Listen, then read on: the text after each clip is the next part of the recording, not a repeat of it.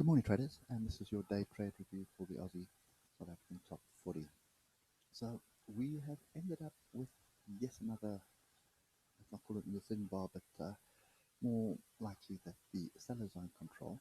So I was expecting a gap to the downside with 10 cent being down so much, and we did get a gap down, but not a move that I was expecting.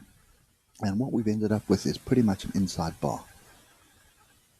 So it's not the color structure I'd like to see. I'd like to see a red bar with a green inside bar, which would then indicate buyers are coming back in. But at this stage, we do have a potential consolidation on the 200 EMA here. So what I want to do is just keep that daily 200 EMA in, and then let's just get to what we can trade. Okay, now you can see we have a little bit of a clearer picture here, looking like a flat bottom triangle. Alternatively, you could see it as a range. Okay, now a little bit of a rule of thumb: when you see a range and it extends beyond 20 bars, that's when it starts becoming indecision rather than consolidation. So normally you have a big move like this, you have 20 bars that sort of bounce around. If it's less than 20, normally you'll see a break somewhere along the line and it'll break the downside.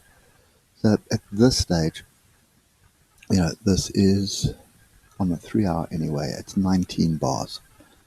Okay, so nothing really here. Trend is down. We are being held up by the 200 EMA on the daily as well as the 3 hour. So nothing really to write into this at the moment. If we look at the 4 hour, same picture. Okay, you can see the only difference, sorry, not the 4 hour, the 1 hour. The only difference here on the 1 hour is we're bouncing off the underside of the 1 hour 200 EMA. Okay, so for me, get rid of that. That is our range. Okay, nothing is really changing. You can probably just fine-tune this to line up with a fractal to the downside, and that fractal there is fine to the upside. Okay, now no diversions, pretty much no momentum either, so you can see here most of yesterday nobody knew what was going on. And what has happened this morning or late last night is all of a sudden now Trump has got a trade war that is coming close to an end. Deal's about to be reached. Day before, there was no deal. Day before that was no deal. Day before that, there was a deal. So anyway, as far as I'm concerned, the politicians are manipulating the market, driving the market down for their entries and driving it up for their profit taking and then shorting the market. So anyway, that's my view. If we look at the Rand dollar at the moment, 14.78, down ever so slightly. 10 cent is very flat, 0.03 at the moment. So still nothing to write home about on this market at the moment. We have had a fractal break here and a close above the fractal break, but didn't really materialize. Nothing else happened. So we haven't had a fractal break at the bottom. So for me, this is still range bound. I'm expecting a flat open. Okay, so I suppose, a 12-minute top of range, middle of range, 300 points, 600 point range. So, you could, if you got the patience trading a 5 or 3 minute chart, you'll probably make some decent money. But at the moment, for me, this is not a setup I want to trade. Okay, so even on the 30 minute, I don't really see anything. These are the two levels we need to get through before I even look at something. So 56.13 and 50.020. Okay, and I don't even have a bias to direction at the moment. That may change when we look at the Ichimoku just now.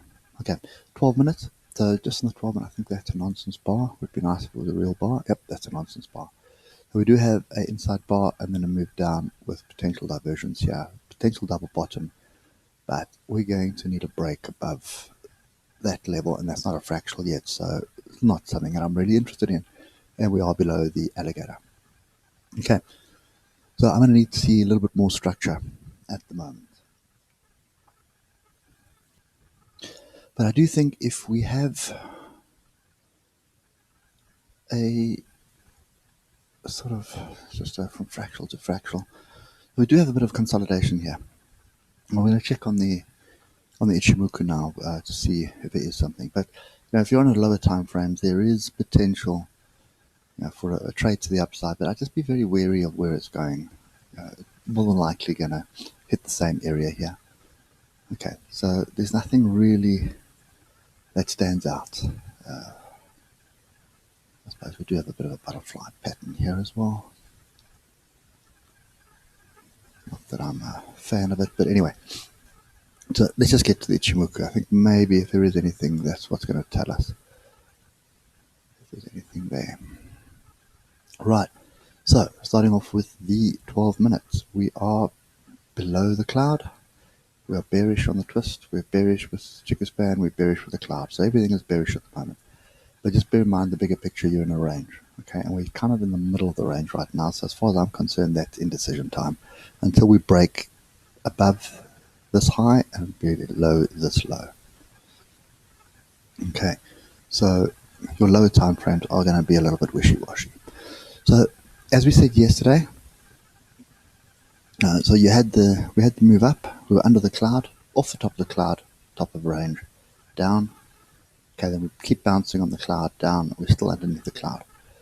So Chiku span is through price. We've got a twist, but we don't have a bullish twist, a bullish crossover here. So this is very much mixed signals at the moment. So you've got two bullish signals, one bearish signal. Okay, and if I rank them, this crossover here is more like a moving average crossover. So it ranks a little bit higher than the cloud and Chiku span, in my view anyway. The hour is slightly different. So as I said yesterday, the cloud above is massive. So there's lots of resistance above. Okay, so we don't have a bullish signal there. We do not have a bullish signal with Chiku span. We do not have a bullish signal with a twist here. We do have a bullish crossover. Okay, and the oscillators are grouping to the downside. So yes, there is potential here, and I think that's, you can see we sort of tracking the cloud at the moment. I just do that. So there is potential that this is a consolidation pattern for a move to the upside. Okay, now if that does materialize, this is the bigger picture. And lo and behold, that's top of range. Okay, so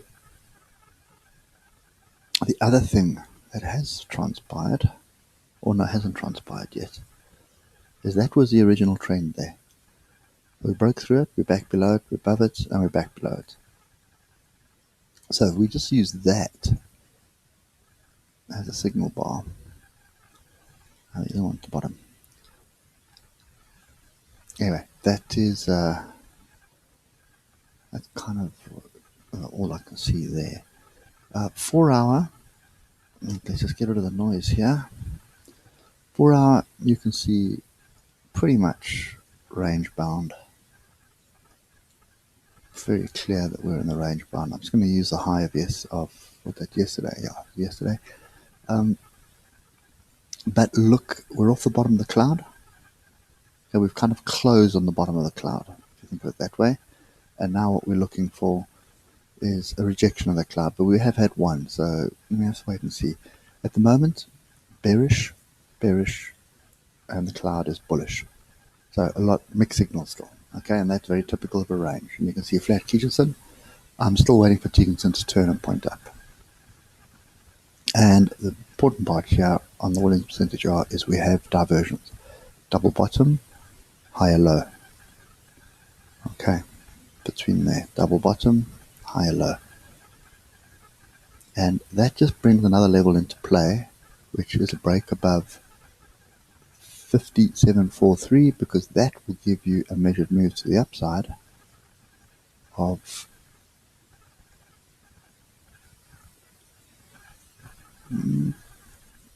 which is the logical choice before the gap close. Okay, so that gives us 51,500 or 51,490 rather. Okay, so a break to the downside obviously gives us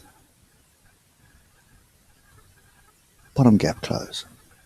Okay, so right now we're in a mode of indecision, and the second part of this break to the downside would mean I'd have a measured move if this long moves here, consolidate, and then I'd expect another move of equal distance to the downside, and that would be something like, actually let's do it like that rather. Doesn't really, well, I suppose it does line up with this previous level here, this previous breakout level, which was 48,640. Okay, so very much a mixed bag of signals, and get rid of the noise. If you look at the daily, this is just an indication of complete indecision. Buyers in control, sellers in control, who's in control, nobody knows. Okay, the only clue that I do have here is I have a potential double bottom brewing from the previous low.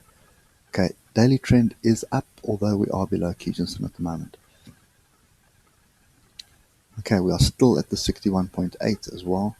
So I think I'm ever so slightly biased to the upside, but I'm going to have to see some really positive price action for me to change my tune at the moment and not sit on the sides. Last thing I want to do is just quickly switch across to the Bollinger Band here. And I want to look at this on a higher time frame. What I'm looking for is a potential Bollinger double bottom. I don't see that, but what I do see is a Bollinger squeeze happening on the 4 hour. Okay, so we could continue like this today, or it could break out of this pattern today. So the fact that the bands are coming together is an indication of a squeeze. And we're also on the daily 20 moving average, which ever so slight bias to the upside is what we are. But I'm going to have to see some proper breakouts before we even start looking at this. So I think today's a typical Friday for me. Money in pocket, and we shall wait and see what happens. Anyway, probably doesn't help anybody else today, but at least it allows you to take a long weekend. Anyway, I'll catch you guys later. Cheers for now.